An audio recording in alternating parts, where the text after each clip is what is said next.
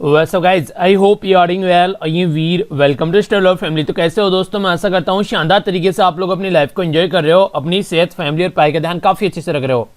सबसे पहले तो एक इंपॉर्टेंट बात जो आप लोगों को पता होनी चाहिए कि कई सारे बच्चों ने कमेंट भी किया था कि सर क्या सेकंड अटेम्प्ट मिलने वाला है। जो यूपीएससी के जो कैंडिडेट थे, कोविड-19 की वजह से पेपर छूटा या जो भी प्रॉब्लम रही, तो गवर्नमेंट के द्वारा साफ साफ मना कर दिया गया है। गवर्नमेंट के द्वारा एफिडेविट फाइल किया गया है कोर्ट के सामने, तो इसमें उन्होंने साफ साफ बिल्कुल क्लियर कट मना कर दिया कि ऐसा कोई भी एक्स्ट्रा अटेम्प्ट किसी को भी नहीं मिलने वाला है।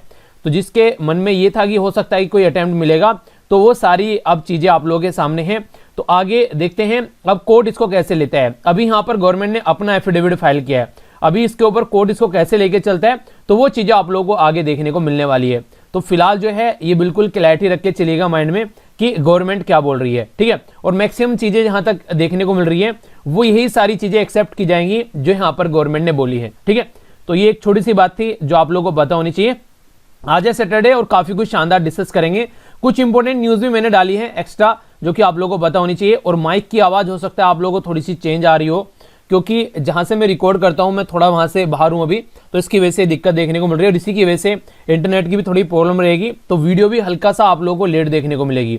मैंने इसलिए टेलीग्राम पर पहले आप लोगों को नोटिफाई कर दिया था कि हाँ आज जो है वीडियो थोड़ी सी लेट हो सकती है, ठीक है। तो कोई नहीं, चलिए लेक्चर जरूर आएगा, इस बात की गारंटी है, भले ही थोड़ा देर आए पर लेकिन आप लोगों को लेक्चर जरूर मिलेगा। तो आइए आज का डिस्कशन स्टार्ट करते हैं बिना किसी देरी के। सबसे पहले यहाँ पर एक इंपॉर्टेंट न्यूज है, आप लोगों को पता है हमारी कंट्री में 26 जनवरी हम लोग सेलिब्रेट करेंगे।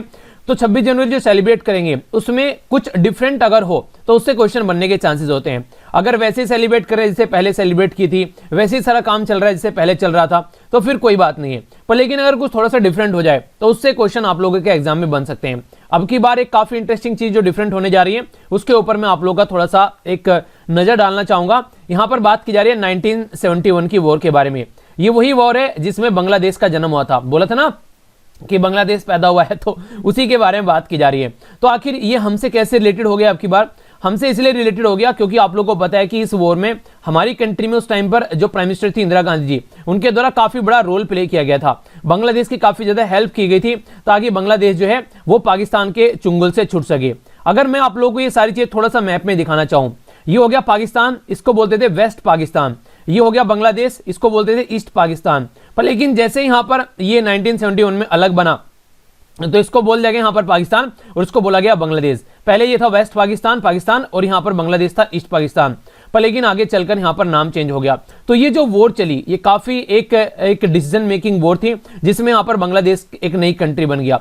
एक इंटरेस्टिंग क्वेश्चन ये बन जाता है कि सबसे पहले किसने बांग्लादेश को रिकॉग्नाइज किया था कि ये बांग्लादेश एक नई कंट्री हो गया? तो ये था भूटान, और दूसरे नंबर पर था हमारी कंट्री। यानी कि सबसे पहले भूटान ने एक्सेप्ट कर लिया था कि बांग्लादेश जो है अब एक नई कंट्री है। तो ये भी इंपॉर्टेंट क्वेश्चन कई बार आप लोगों से पूछा जा चुका है। अभी यहाँ पर क्या न्यूज है, अब ये थोड़ा समझने की कोशिश कीजिए। हमारी कंट्री की जो नेवी है उसके द्वारा काफी बड़ा रोल प्ले किया गया 1971 की वॉर में।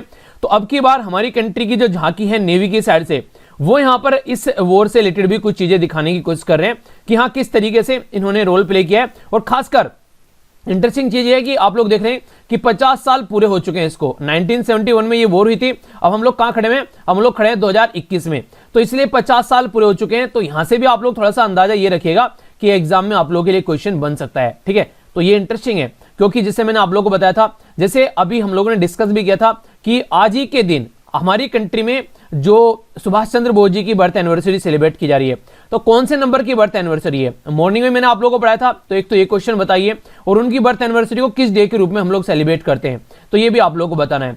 तो ऐसे ऐसे जो इवेंट होते हैं, जैसे मैंने बताया था 25 साल हो चुके हैं, 50 साल हो चुके हैं, 75 साल हो चुके हैं, 100 साल हो चुके हैं, 125 साल हो चुके हैं, 150 साल हो चुके हैं, 175 साल हो चुके हैं, 200 साल हो चुके हैं। तो अगर ऐसा कोई ऐसा इंसिडेंट रहता है, ऐसा कोई इवेंट रहता है जिस तरीके के नंबर को नोटिफाई करता है, तो उससे क्वेश्चन बनने के चांसेस काफी ज्यादा हो जाते हैं।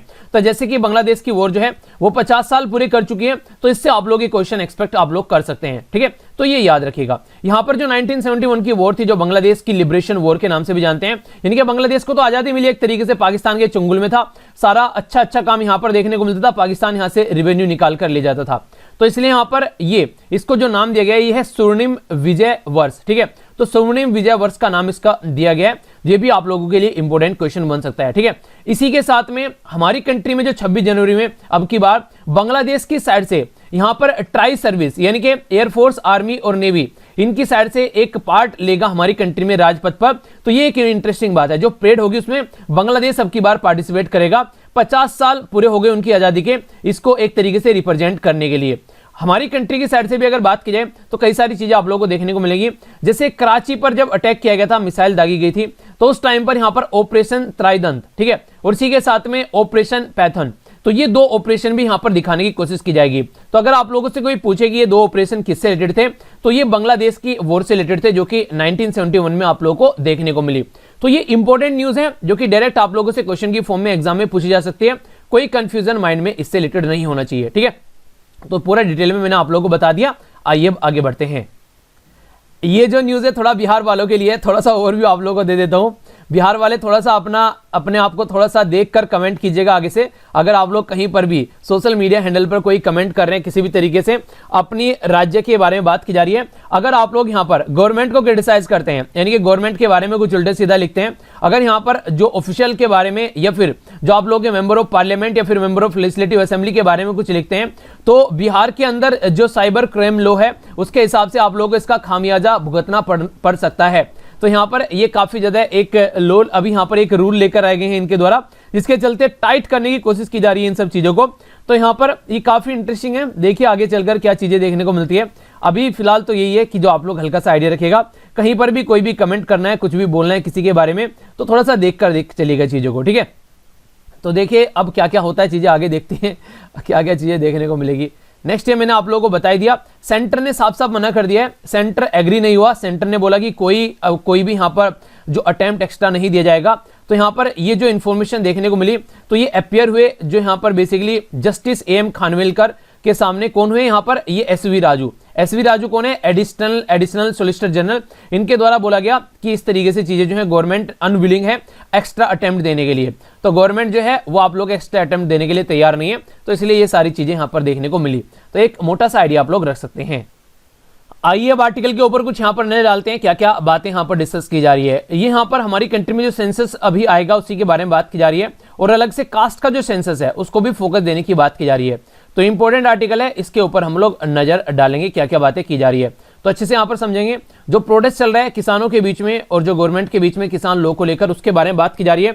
कुछ बातें हैं जो इंटरेस्टिंग है, अगर आप लोग सजेशन देना चाहते हैं आंसर राइटिंग में, तो आप लोग यहां से वो सजेशन निकाल सकते हैं, ठीक है। इसके ऊपर हम लोग नजर डालेंगे। अभी सीरम इंस्टीट्यूट जो पुणे के अंदर है उसमें आग लगी, तो उसी के बारे में है। देखिए सीरम इंस्टीट्यूट में आग लगी, पर लेकिन जहां पर कोविड-19 से रिलेटेड जो दवाई बनाई जा रही है उस पर कोई इंपैक्ट नहीं पड़ा।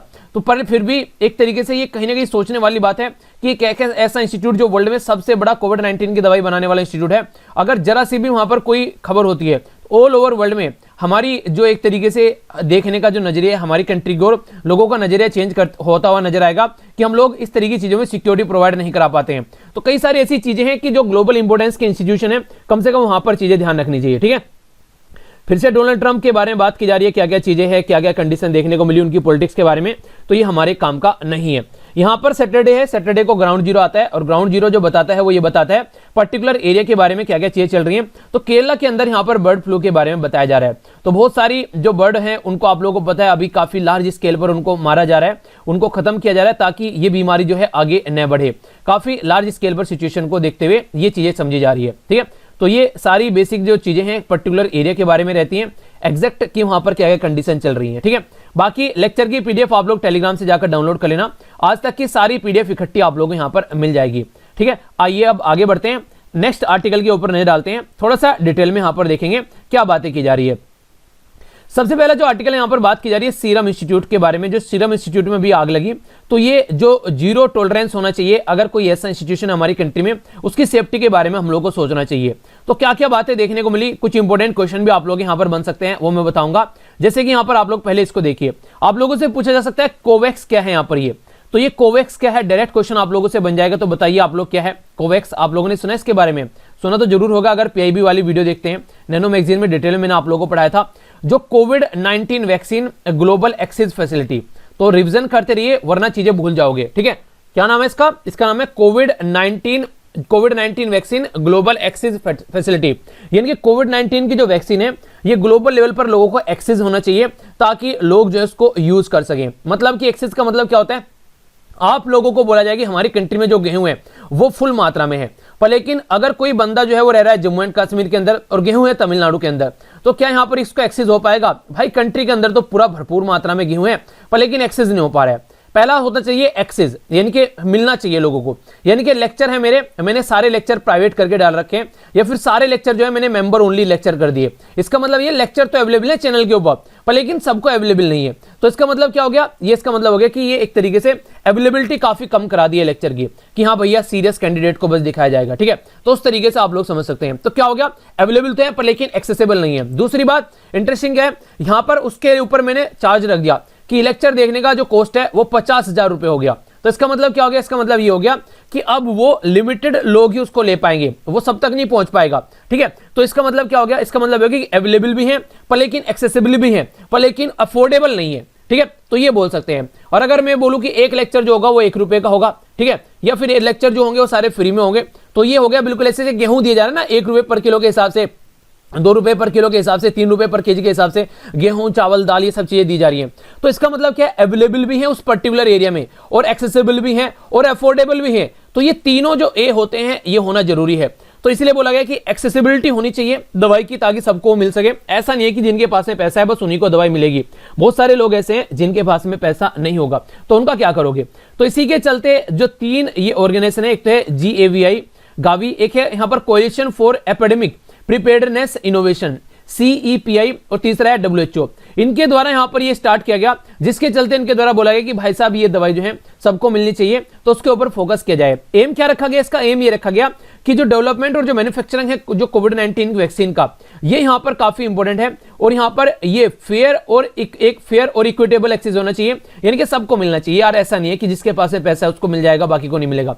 भले ही आप लोग इसको फ्री न करे, कम से कम अफोर्डेबल तो कर दीजिए कि हाँ जल मान लीजिए कोई रिक्शा वाला भी है तो उसको कम से कम, अगर मान लीजिए दवाई जो है 5,000 की आ रही है, ठीक है, तो आप लोग उसके लिए ऐसा कर दीजिए 50 रुपए की कर दीजिए कम से कम, ताकि 50 रुपए भी अगर दे तो वो ले सके।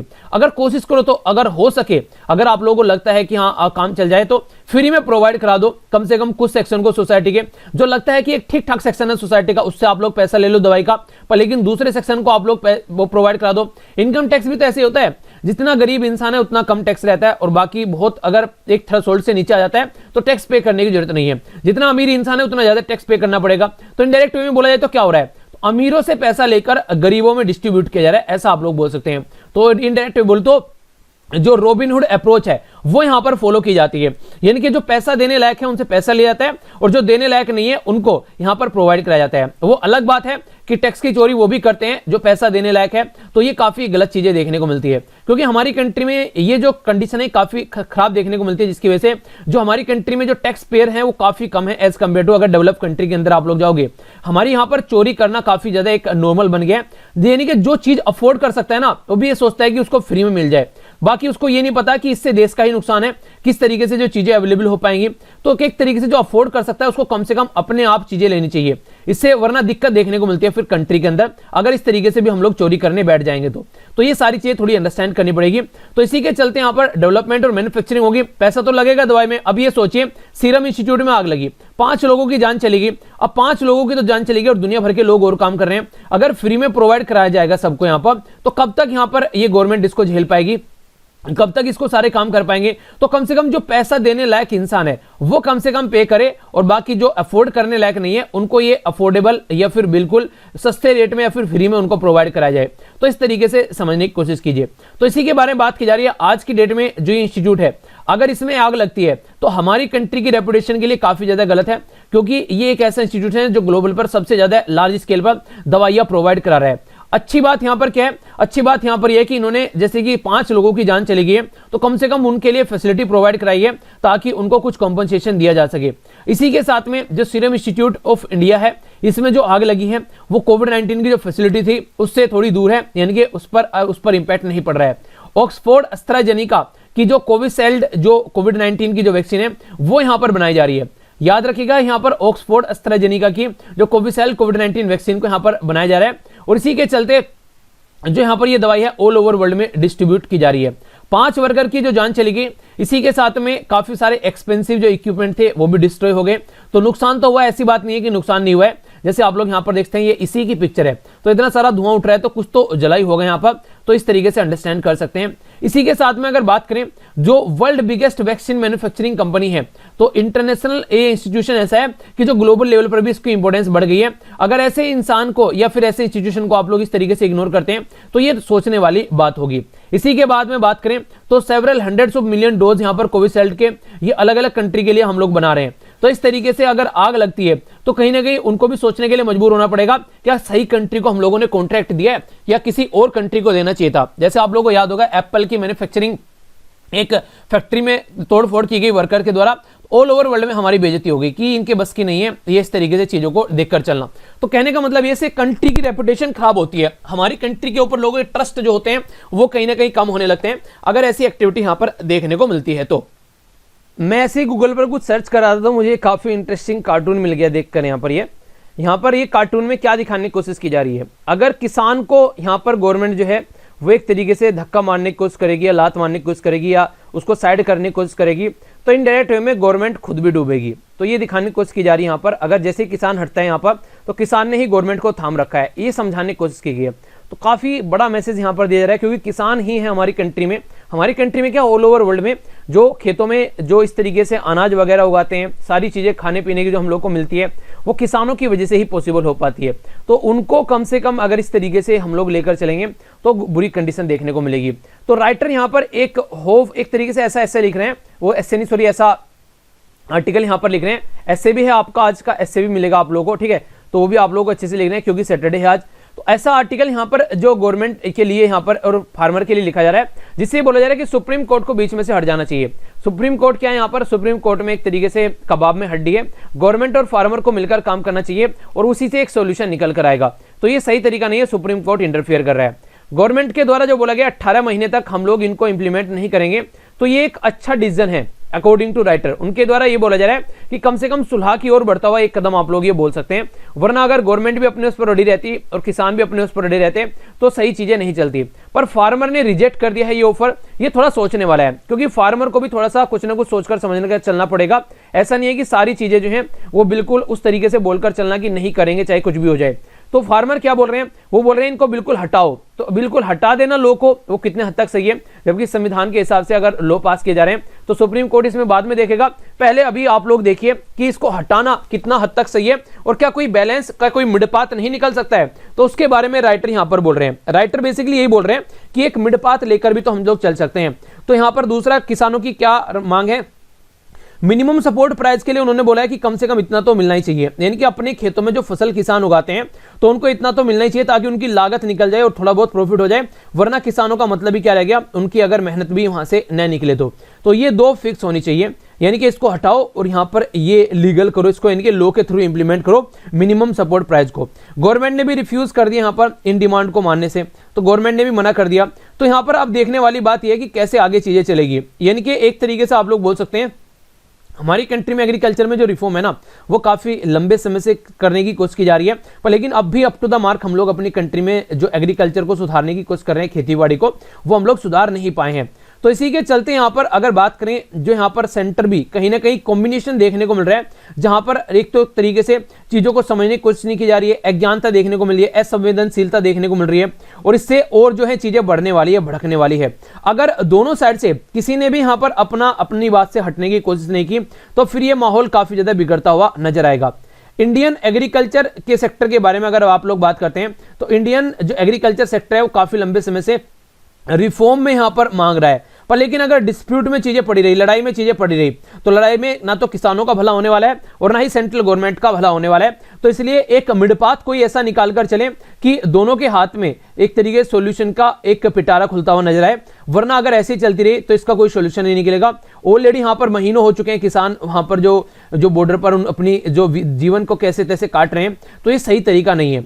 अगर आगे बात करें हम लोग इकोनॉमिक इन्वायरमेंट, साइंटिफिक प्रोस्पेक्टिव या फिर जो वाइड पॉलिटिकल एग्रीमेंट को लेकर हम लोग चले, यानी कि इकोनॉमिक के पॉइंट ऑफ से, इन्वायरमेंट के पॉइंट ऑफ से, या फिर साइंटिफिक जो प्रोस्पेक्टिव बताते हैं उनके पॉइंट ऑफ से, या फिर वाइड पॉलिटिकल एग्रीमेंट के पॉइंट ऑफ से, चीजें इस तरीके से चलनी चाहिए कि पूरी कंट्री को उसका फायदा देखने को मिले, और उस तरीके से हम लोग को समझना पड़ेगा। तो गवर्नमेंट को भी यहां पर थोड़ा सा ज्ञान और समझदारी दिखानी चाहिए।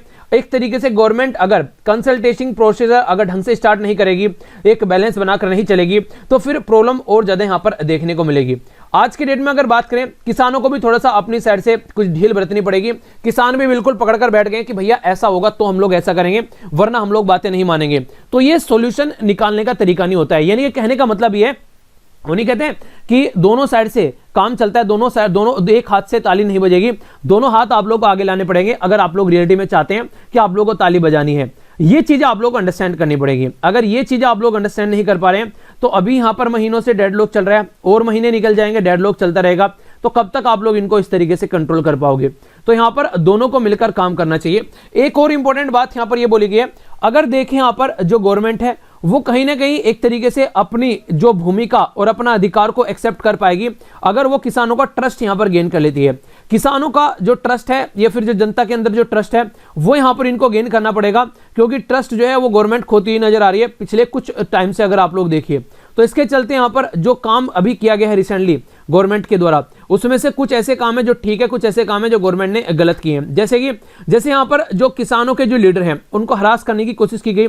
यहां पर जो गवर्नमेंट की जो इन्वेस्टिगेटिंग एजेंसी है उनको यहां पर जो हरकतें करने की कोशिश की गई है, ये तो बिल्कुल ही एक घटिया किस्म का स्टेप आप लोग बोल सकते हैं, जिसके चलते लोगों की नजरों में और ज्यादा यहां पर जो गवर्नमेंट की इमेज जो है वो खराब होती नजर आएगी। तो इनसे तो बचना चाहिए। इवन यहां पर जो प्रोटेस्ट कर रहे हैं उनको एंटी नेशनल का दर्जा दे रहे हैं। तो ये जो चीजें हैं, जो भी प्रोटेस्ट करे गवर्नमेंट के खिलाफ उसको एंटी नेशनल बोलने लगते हैं। तो इतनी नेशनलिज्म, ये सारी चीजें जो है यहाँ पर कम से कम किसानों के ऊपर आप लोगों को इंप्लीमेंट नहीं करनी चाहिए थी। और जगह आप लोग जहां पर इंप्लीमेंट करते हैं वो है, तो राइटर ये बोले कम से कम यहां पर आप लोगों को इन सब चीजों से बचना चाहिए था। इसी के साथ में जो गवर्नमेंट लेड जो पॉलिटिकल प्रोसीजर है, जिसमें आप लोगों को यहां पर कोशिश करनी चाहिए कि थोड़ा सा अगर पीछे हटना पड़ जाए तो पीछे हटे। जिस तरीके से सुप्रीम कोर्ट को बोला गया, सुप्रीम कोर्ट भी पीछे हटे और गवर्नमेंट भी थोड़ा सा अपने आप को एक उस मोड में लेकर आए। तो सुप्रीम कोर्ट को बोला जा रहा है कि इसके अंदर सुप्रीम कोर्ट को तो हाथ डालना ही नहीं चाहिए, कोई पूछ ही नहीं रहा है उसको हाथ डालने के लिए, तो सुप्रीम कोर्ट को तो हाथ डालनी चाहिए। जिस मैटर में सुप्रीम कोर्ट से पूछा जा रहा है उस मैटर को चेक करेगी क्या संवैधानिक तौर पर जो ये लॉ है वो सही है, तो सुप्रीम कोर्ट तो उसमें हाथ डालना चाहिए। इन सब चीजों में सुप्रीम कोर्ट को कम से कम हाथ नहीं डालना चाहिए। एग्रीकल्चर मिनिस्टर जो नरेंद्र सिंह तोमर है उनके द्वारा जो बोला गया अगर एजुटेशन के बारे में, तो बोला कि उसको एंड करना चाहिए। तो यहां पर एक तरीके से गवर्नमेंट को भी कुछ ना कुछ कंसेशन देना चाहिए, ठीक है, और इसी के साथ में फार्मर को भी साथ में आना चाहिए, तभी डेमोक्रेसी की विक्ट्री होगी। कहने का मतलब यह है कि अगर दोनों मिलकर आगे आएंगे तभी प्रॉब्लम का सॉल्यूशन निकलेगा, ऐसे सॉल्यूशन नहीं निकलने वाला है। किसान जो है वो एक तरीके से ऑर्गेनाइजेशन जो सारी चीजें और ये सारी को एक कॉमन प्लेटफॉर्म पर आए और आकर इसका प्रॉब्लम का सॉल्यूशन निकाले, वरना दूर दूर बैठे बैठे कुछ नहीं होने वाला है। अगर आगे बढ़े यहाँ पर देखिए सबसे इंपॉर्टेंट बात क्या है, अगर आप लोगों को चीजें सक्सेस करनी है तो सबसे पहली बात तो ये है कि यहाँ पर गवर्नमेंट अब एक तरीके से सक्सेस हो पाए, खासकर किसानों के बारे में अगर मैं आप लोगों से बात करूं तो गवर्नमेंट की अटेंशन यहाँ पर आ गई किसानों के प्रोटेस्ट में। लार्ज सोसाइटी किसानों को सपोर्ट कर रही है आज के डेट में। अगर आप लोग देखिए तो इस तरीके से यहाँ पर अगर रिपब्लिक डे में यहां पर देखिए अलाउ करने की बात की जा रही है ट्रैक्टर रैली, तो अगर किसान जो है उस मांग को यहां पर सस्पेंड कर दें, क्योंकि उससे ऑल ओवर वर्ल्ड में अगर कुछ गड़बड़ होती है तो हमारी कंट्री की इंसल्ट हो सकती है वहां पर, ठीक है, जरा सा भी कोई भी एग्रेशन देखने को अगर वहां पर मिलता है तो वो सारी चीजें हैं। तो कहने का मतलब ये है कि सबको अपना अपना रोल प्ले करना पड़ेगा, बैलेंस बनाकर आगे आना पड़ेगा, तभी चीजें जो है वो नॉर्मल हो पाएगी। 3 लॉ जो है जो रिफॉर्म लाने की कोशिश की जा रही है गवर्नमेंट के द्वारा, गवर्नमेंट को उसमें ट्रस्ट लाना पड़ेगा थोड़ा सा लोगों को समझाने के लिए, और यहाँ पर फार्मर को भी उसमें चेंज जो करा सकते हैं वो चेंज कराएं। रिपील करना कि हाँ बिल्कुल हटा दो, ये कितने हद तक सही है। तो एग्रीकल्चर जो फार्मर है वो भी थोड़ा सा एक तरीके चीजों को लेकर चले, पर लेकिन ये भी नहीं है कि एग्रीकल्चर के जो फार्मर है उनको आप लोग प्राइवेट कंपनी की दया पर आप लोग छोड़ दो, तो ऐसा भी आप लोग नहीं कर सकते। तो इस तरीके से समझना पड़ेगा। तो ओपन माइंडेड सॉल्यूशन निकालना पड़ेगा, तभी जाकर सॉल्यूशन निकलेगा और तभी जाकर चीजें आगे बढ़ेंगी, वरना सिचुएशन जैसी चल रही है यथा स्थिति बनी रहेगी और प्रॉब्लम आप लोगों को ऐसे ही कंटिन्यूअसली झेलनी पड़ेगी।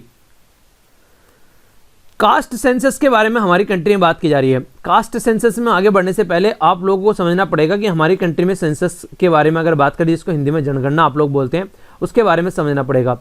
सोशियो इकोनॉमिक कास्ट सेंसस, यानी कि सोसाइटी में क्या इकोनॉमिक कंडीशन है और कास्ट के बारे में बात करने की कोशिश की जाती है। तो यहाँ पर सेंसस तो आप लोग नॉर्मली देखते हैं, जो हमारी जनगणना रहती है उसी के साथ में इसके बारे में बात की जा रही है। अगर बात करें हमारी कंट्री में जो सेंसस, तो कॉलोनियल टाइम से 1881 में एक्सरसाइज स्टार्ट की गई थी। किस किस को फायदा होता है आप लोग जानते हैं, आप लोग के एग्जाम में कई बार सेंसस के क्वेश्चन पूछे जाते हैं। जो कई सारी जो स्टडीज चलती हैं सेंसस के ऊपर स्टडी की जाती है कि भैया यहाँ पर लैंग्वेज क्या बोली जाती है, यहाँ पर लोग किस तरीके से रहते हैं, क्या क्या जॉब करते हैं, क्या क्या एजुकेशन स्टैंडर्ड है यहाँ पर, तो वो सारा डेटा इकट्ठा होकर आता है। तो गवर्नमेंट को भी हेल्प मिलता है उससे, चीज़ों को समझने में, पॉलिसी मेकर हेल्प करते हैं उसमें पॉलिसी बनाने के लिए। इसी के साथ में जो पढ़ने वाले लोग हैं उनको पढ़ते हैं, उनके बारे में ज्ञान अर्जित करते हैं ताकि जो जो चीज़ें हैं उसके बारे में अंडरस्टैंड कर सकें और आगे चलकर कुछ इससे निकाल सकें कुछ प्रोडक्टिव सॉल्यूशन।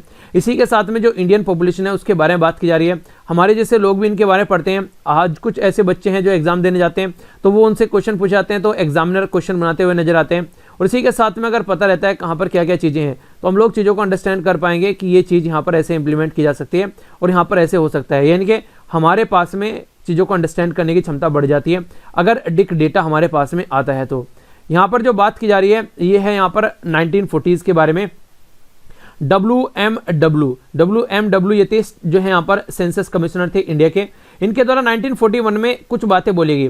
बोला गया कि सेंसस जो है ना वो काफ़ी लार्ज एक तरीके का इंस्ट्रूमेंट है और काफ़ी पावरफुल है, पर लेकिन काफ़ी ब्लंट इंस्ट्रूमेंट भी है। कोई पर्टिकुलर स्पेशलाइज्ड इंक्वायरी के लिए आप लोग इसको यूज नहीं कर सकते हैं। कहने का मतलब क्या है? कहने का मतलब ये कि आप लोगों ने किताब तो पढ़ ली है, पर लेकिन किताब जो है आप लोगों को ये पता है कि ये चैप्टर का नाम ये है, चैप्टर का नाम ये है, यहाँ पर ये चीज़ें हैं, पर लेकिन आप लोगों को एग्जैक्ट नहीं पता कि चैप्टर के अंदर क्या है, एग्जैक्टली जो माइन्यूट इन्फॉर्मेशन आप लोगों से पूछी जाए। ठीक है, तो उस तरीके की चीज़ों को समझाने की कोशिश की जा रही है। हाँ, ये पता है कि जनगणना आप लोग कर रहे हैं, चीज़ों को समझा रहे हैं, अंडरस्टैंड कर रहे हैं, डिस्क्राइब कर रहे हैं, पॉपुलेशन सोसाइटी में क्या चल रहा है, एक्सेस क्या क्या है, यहाँ पर लोगों को क्या क्या चीज़ें मिल रही है, किनको एक्सक्लूड किया जा रहा है। आप लोग ये समझिए जब कोई भी जनगणना की जाती है उसमें क्या क्या बताया जाता है, सेक्स रेशियो वगैरह क्या है, क्या क्या एजुकेशन लेवल है, कौन क्या आपका कहाँ पर काम कर रहा है। अब तो आगे चलकर डिजिटल चीज़ें हो रही हैं, तो डिजिटल चीज़ें जो डिजिटल लिटरेसी सोसाइटी में कैसी है, कैसे कैसे चीज़ों को और ज़्यादा इंप्रूव किया जा सकता है, तो बहुत सारी ऐसी चीज़ें आप लोगों को यहाँ पर देखने को मिलेगी। तो सेंसस जो है वो लार्जेस्ट एक्सरसाइज है अपने ही तरीके की, पर लेकिन आप लोग उसको बिल्कुल माइन्यूट इन्फॉर्मेशन के लिए यूज़ करें तो इतना भी माइन्यूट चीज़ें आप लोग नहीं बोल सकते। डेटा कलेक्शन जो है और इसी के साथ में टेक्निक जो गवर्नमेंट है वो आप लोग को अंडरस्टैंड करनी पड़ेगी। डिटेल कॉम्प्रिहेंसिव अंडरस्टैंडिंग जो है यहाँ पर कॉम्प्लेक्स सोसाइटी को आसान नहीं है। हमारी कंट्री में अगर आप लोगों ने आर्टिकल 15 मूवी देखी होगी तो उसमें वो क्या समझाने की कोशिश कर रहा था, बोल रहा था ये कौन है, बोला कि ये नीची जात है, बोला ये कौन है, ये कायस्थ है, बोला ये कौन है, ये पंडित है, बोला ये कौन है, ये क्या है। तो वो बोलता है कि मतलब कास्ट के भीतर कास्ट हमारी कंट्री में घुसी पड़ी है, तो एक ही कास्ट में कई सारी कास्ट आप लोगों को नजर आ जाती हैं, तो वो चीज़ें हम लोग को अंडरस्टैंड करनी पड़ेगी। हालांकि जो सेंसस है वो काफ़ी आप लोग देखते हैं कि यूजफुल भी है, पर लेकिन आप लोग बोल सकते हैं कि इतना लार्ज स्केल पर चीज़ें जो हैं, जितना माइन्यूट स्टेशन पर हम स्केल पर हम लोग समझे तो आप लोगों को लैक ऑफ डेप्थ भी कहीं ना कहीं कई सारे इशू पर देखने को मिलती है। सेंसस जो डेटा है काफ़ी लंबे समय से शेड्यूल कास्ट और शेड्यूल ट्राइब के लिए हम लोग इकट्ठा कर रहे हैं, पर लेकिन अगर बात करें एजुकेशन लेवल उनका आप लोग समझ सकते हैं किस तरीका देखने को मिलता है। दूसरी सोसाइटी के लिए भी आप लोग ऐसे इकट्ठा करने की कोशिश करते हैं, पर लेकिन अगर ऐसा करते हैं आप लोग, अगर फुल स्केल कास्ट सेंसस अगर आप लोग यहाँ पर लेकर आते हैं तो इसका और इम्पैक्ट देखने को मिलेगा। कैप्चर कर सकते हैं आप लोग कॉन्टेम्परेरी इंडियन सोसाइटी कैसे है, अंडरस्टैंड कर सकते हैं क्या क्या इनइक्वालिटीज़ है, कैप्चर कर सकते हैं क्या क्या कॉम्प्लेक्सिटी है, इसी तरीके से यहाँ पर क्या चीज़ें हैं जो आप लोग प्रोवाइड करा सकते हैं। पर सोशो इकोनॉमिक जो कास्ट सेंसस है ये पहली बार 2011 में इकट्ठा किया गया था, ठीक है, जब यहाँ पर डेटा निकल कर आया, तो इससे कई सारी चीज़ों का पता चला कि हमारी कंट्री में कौन सी कास्ट कहाँ पर है, कितनी पिछड़ी हुई है, क्या क्या चीज़ें हैं। तो फर्स्ट जो कास्ट सेंसस है ऑपरेशन हालांकि 1931 में आया था, पर लेकिन आगे चलकर यहाँ पर 2011 में आप लोगों को देखने को मिला। अब यहाँ से और ज़्यादा इनइक्वालिटी का पता चलेगा। पता चला कोई पर्टिकुलर ए नाम की कोई कास्ट है, उसको एजुकेशन लेवल अच्छा मिल ही नहीं पा रहा है, तो वो एक नई और इनइक्वालिटी का यहाँ पर पता चलेगा। तो ये ऐसी चीज़ें हैं जो आप लोग को अंडरस्टैंड करनी पड़ेगी। नेक्स्ट जो बात बोली गई है, सेंसस जो है वो अंडर एक्ट 1948 के अंदर आते हैं, ठीक है, सेंसस जो है वो इस एक्ट के अंदर आते हैं और ये एक तरीके से कंसीडर किया जाता है कॉन्फिडेंशियल, ठीक है, डेटा जब तक यहाँ पर प्रस्तुत नहीं किया जाता है, जब तक कम से कम। इसी के साथ में सेंसस जो है जो यहाँ पर सोशियो इकोनॉमिक जो सेंसस है वो वेबसाइट के ऊपर आप लोगों को देखने को मिल जाता है, आप लोग जाकर खुद भी इसको देख सकते हैं। गवर्नमेंट के द्वारा इसको बेसिकली एक्सेस किया जाता है, हमारी कंट्री में पॉलिसी कैसे बनानी है, एकेडमिक रिसर्च कैसे करनी है, इन सब चीज़ों के ऊपर फोकस किया जाता है, ठीक है। तो ये सारी बातें हैं। तो सेंसस जो है वो प्रोवाइड कराता है इंडियन पॉपुलेशन के बारे में, और सोशो इकोनॉमिक सेंसस जो टूल है वो आइडेंटिफाई करने के लिए बेनिफिशियरी, ताकि स्टेट गवर्नमेंट जो है उनके लिए कोई पॉलिसी वगैरह बना सके। कंडीशन आप लोग ये समझिए, देखिए यहाँ पर एक, अगर आप लोगों को पता है कि आप लोगों के पास में 5-6 सब्जेक्ट हैं, 5-6 सब्जेक्ट के आप लोग पेपर ट्राई कर रहे हैं, पुराने क्वेश्चन पेपर उठा के एग्जाम के, तो आप लोगों को लग रहा है यार इसमें तो सब्जेक्ट अच्छा आ रहा है, इसमें तो नंबर अच्छा आ रहा है, बार बार दूसरे में नंबर अच्छा नहीं आ रहा है, तो आप लोग क्या करेंगे, आप लोग अच्छे नंबर लाने की कोशिश करेंगे। तो वो चीज़ें आप लोगों को अंडरस्टैंड करनी पड़ेगी, यानी कि आप लोगों को एनालिसिस करना पड़ेगा चीज़ों का। तो उस तरीके से आप लोग यहाँ पर बोल सकते हैं। तो ये भी एक तरीका काइंड ऑफ एनालिसिस कर रहे हैं कि कहाँ पर क्या क्या चीज़ें हो सकती हैं। आप लोगों को तो बस उसको अंडरस्टैंड करना है कि कैसे कैसे आप लोग उनको इंप्लीमेंट करके चल सकते हैं। तो ये कुछ बेसिक इन्फॉर्मेशन है जो आप लोगों को पता होनी चाहिए, ठीक है। तो इसके बारे में आप लोग आइडिया रख सकते हैं। तो ये था टोटल आज का डिस्कशन। बाकी जो आप लोगों का एस्से है वो मैं टेलीग्राम पर ही प्रोवाइड करा दूंगा और आप लोगों को वो फेसबुक पर भी मिल जाएगा, उसको आप लोग जरूर अटेम्प्ट कीजिएगा, ठीक है। तो जैसे मैंने बताया था कि इंटरनेट की प्रॉब्लम है, थोड़ा सा अपलोड करने में भी दिक्कत हो सकती है, तो वीडियो को थोड़ी सी कम रखते हैं ताकि आसानी से अपलोड हो सके, ठीक है। मंडे से आप लोगों को प्रॉपर वे में देखने को मिल जाएगी। सैटरडे और संडे की बात है, तब तक आप लोग इसको मैनेज कर लीजिए। तो मिलता हूँ नेक्स्ट लेक्चर में। बड़ों को नमस्ते, छोटों को प्यार, छोटी सी लाइफ एंजॉय करा। तब तक के लिए जय हिंद।